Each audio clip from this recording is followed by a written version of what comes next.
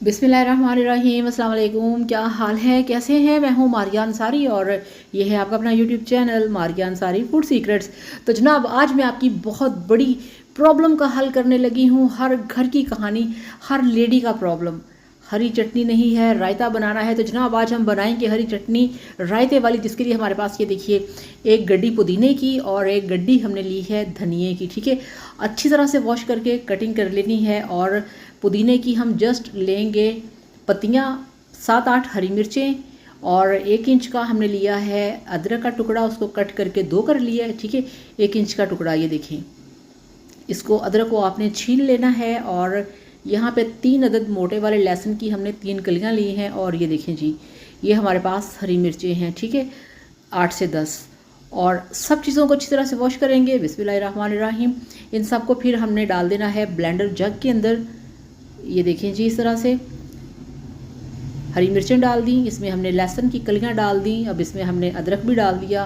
और ये हमारा धनिया और पुदीना, जिसको आपने अच्छी तरह से वॉश करके कटिंग करके फिर इसमें शामिल करना है।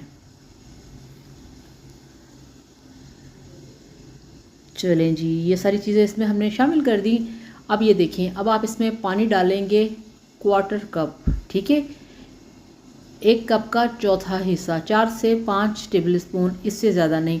अब इसको ब्लेंड करेंगे। तो ये लें जी, यहाँ पे चटनी को हमने अच्छी तरह से ब्लेंड कर लिया है। ये देखें जी, इस तरह से इसका पेस्ट आप तैयार करेंगे। इसको अब हम निकालेंगे एक बॉल के अंदर। घर में बहुत दफ़ा ऐसे होता है कि अचानक से हमें रायता बनाना पड़ जाता है।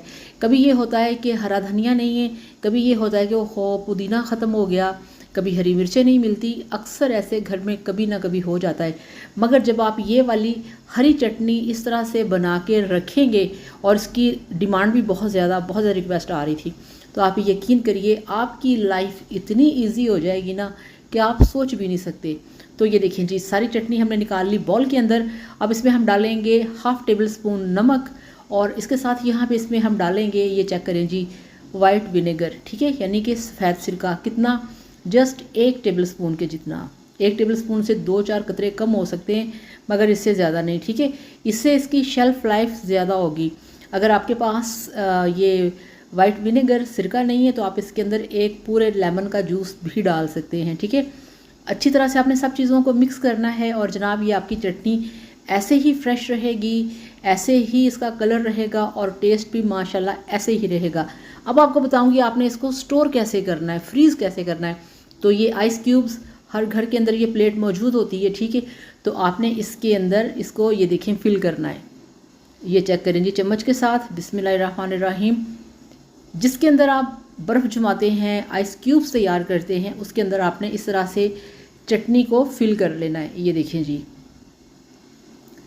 एक दफ़ा आपने इसको बना के रख लिया ना, फिर आप यकीन करें सारी ज़िंदगी के लिए आप ये काम करेंगे। ये आप लाजमी करके देखिएगा।